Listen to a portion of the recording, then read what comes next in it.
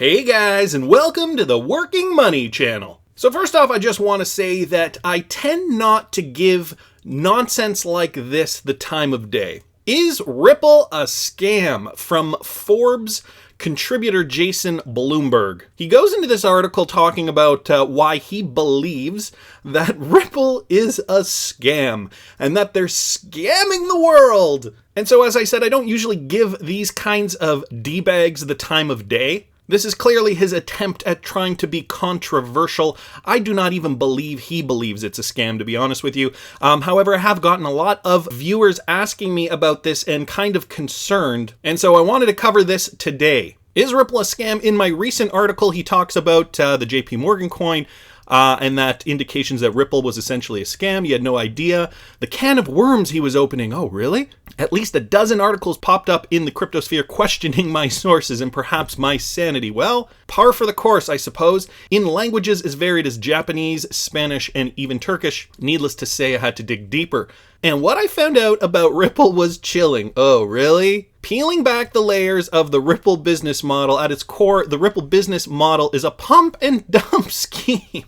Can you believe this guy? As it undergoes numerous activities to increase the value of the XRP cryptocurrency, crypto in quotes for those who might not know. Unlike most crypto pump and dumps, however, Ripple takes numerous steps to obscure this basic fact. To clarify Ripple's business model, I put together the chart below. And so he puts together this chart. Issue worthless XRP tokens, gift billions to founders, and so you can see this flow chart just kind of shows you guys why he thinks promotes fiction of independence.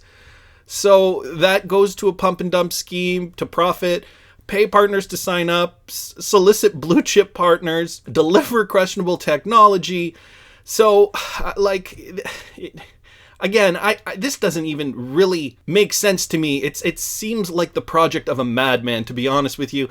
The starting point in the chart above is the issuance of many billions of XRP tokens, essentially printing monopoly money out of thin air, except that you can play Monopoly with monopoly money. So clearly there are some basic points here that Jason Bloomberg doesn't understand. And for those of you who've been watching any of the YouTube channels over like a period of, let's say, even 6 to 8 months, you would know probably more than Jason Bloomberg does about XRP. I think it's probably very, very safe to say that. But for those of you who are still questioning it, and Forbes is supposed to be a credible source for financial news and information. This guy is just a contributing member, and the opinions are those of his own. But seriously, I think Forbes should be vetting these dudes a little more closely. So Jason Bloomberg states, so many customers, maybe not. One of the strongest indicators that Ripple is a going concern is the dozens of customers it touts. Look more closely, however, and most such companies are partners, not customers. Well, yes, Ripple does partner with companies, and right now we are still in the testing phase, or at least we have been for a while. We are going live with RippleNet with more companies once regulations are ironed out and ready to go. Up until now, it's been test pilots with partners, and yes, Ripple has been, and in this article he says that Ripple is indeed paying the partners with XRP, with the token that has no value, XRP, in order to become part of their network. Well, that's kind of how pilot projects go. Obviously, customers are not going to pay you right away to use your software. Eventually, the model is Ripple licenses their software to their customers for a fee, and the customers will benefit from the 40 to 70% savings that RippleNet will garner them once business gets rolling. So this is very misleading because he states that Ripple is indeed not getting paid from their partners, but indeed paying them with XRP. That's not true. They are giving these guys XRP to use in the test pilot situation. So next up, the problem of liquidity. And we've heard this, right? XRP needs to be more liquid in order for it to work correctly. And again, he's talking about this in a framework of mass adoption when we aren't there yet. So we know that Ripple has been working with cryptocurrency exchanges around the world, Bittrex, Bitstamp, Coins.ph, right, in order to open those specific corridors in those specific parts of the world for cross-border transactions. And so the liquidity is starting to grow.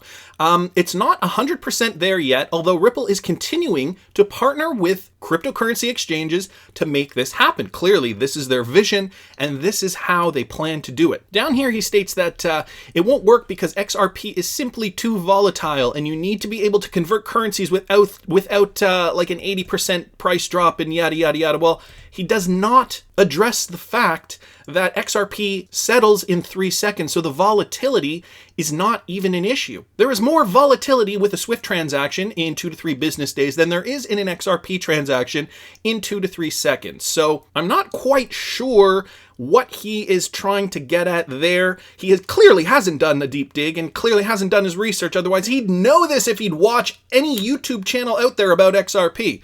Okay, XRP is a security, and this was the big one that, this is kind of like the thorn in the side. Is it a security? Isn't it a security? I know I've probably made at least 3 or 4 videos about this over the months. And so there's that argument. And so this is why right now we are in the process of being regulated, okay? So many countries around the world, I did a video yesterday, are going through with cryptocurrency regulation. What is cryptocurrency? How it's going to be regulated? We know even the United States is in the process of doing that currently. So mass adoption cannot happen until those regulations around the world have concluded.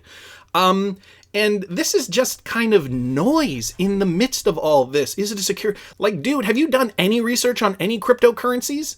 It doesn't sound like you have. Down here he says the SEC is the final arbiter of what constitutes a security, but the common sense way to understand a security is this: if people buy an asset with the expectation of selling it later for a profit, then it's a security. Wrong. It's got to pass the Dewey test. And he does not mention that here. XRP does not check all the boxes of the Dewey test and therefore is not technically a security. So again, misinformation by Jason Bloomberg. Let's keep going. Does Ripple's technology even work? Oh my God, does it even work? I swear to God, why do these people write these articles? It baffles me. It really does. So again, he's using examples from the pilot projects and does it work and yada, yada, yada. And he mentions down here Western Union is not cost efficient, but we did not see that part of the efficiency yet during our tests of Ripple, says Hikmet Ersek. The practical matter is that it's still too expensive, and that was when they did the test pilot with 10 transactions, I believe, or 3 transactions, or I don't know. There was such a small amount of transactions that Western Union did not see the benefit of using XRP at that moment. But I think a lot of these guys, like Western Union, and a lot of these companies, PayPal, they see Ripple as a threat. And so I think if they're not fully gung-ho and going to adopt, they will be obsolete. And so they're very careful on what they say and what they do because they want to stay in business. Let's not forget, Ripple can create an application tomorrow, cell phone app, that you can connect your credit card to. I'm just saying theoretically, you can connect your credit card to and make transfers to anybody else with the app around the world instantaneously. You can do that with the technology that exists today, and Ripple can do that.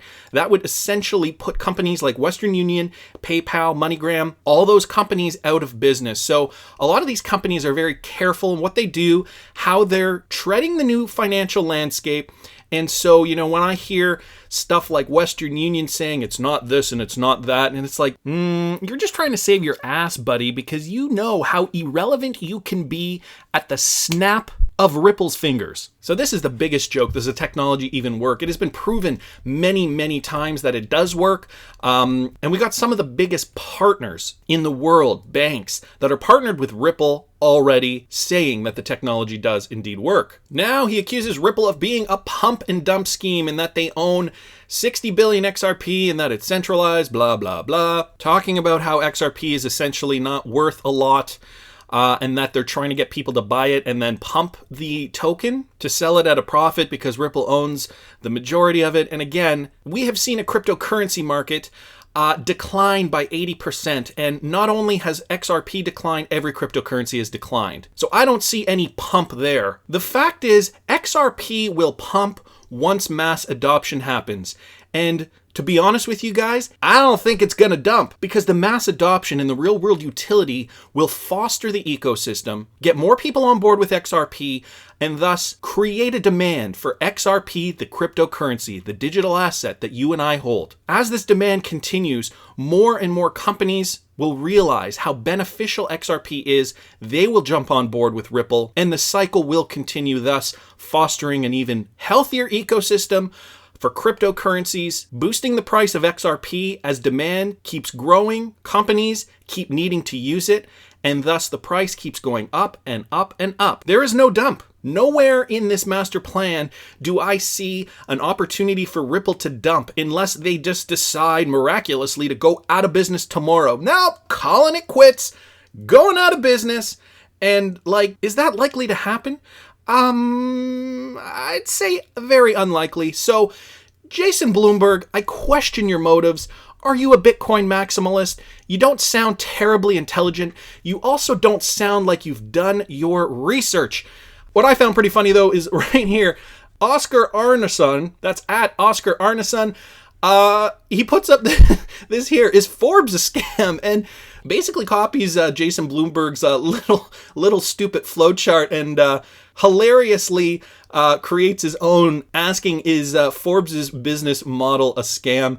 And so, guys, I'll post this in the description if you want to go further. Jason Bloomberg, you've got a lot of work to do. I don't know, were you kicked out of the family dynasty and trying to make a name for yourself? It's possible. Okay, I'm just kidding. I don't even know if he's related to Michael Bloomberg or not. But you know what? We always got to question where we're reading our sources from. Always take everything with a grain of salt. Never take anything, guys, at face value in this world. Seriously. Do your own research. Stick with that. And you will realize that XRP is and will be the best investment you have ever made. That's just my opinion, but I want to hear what you guys think. Please subscribe to the channel if you haven't already. Like the video if you like the content I'm providing. I always love hearing your comments. See you in the next one, guys.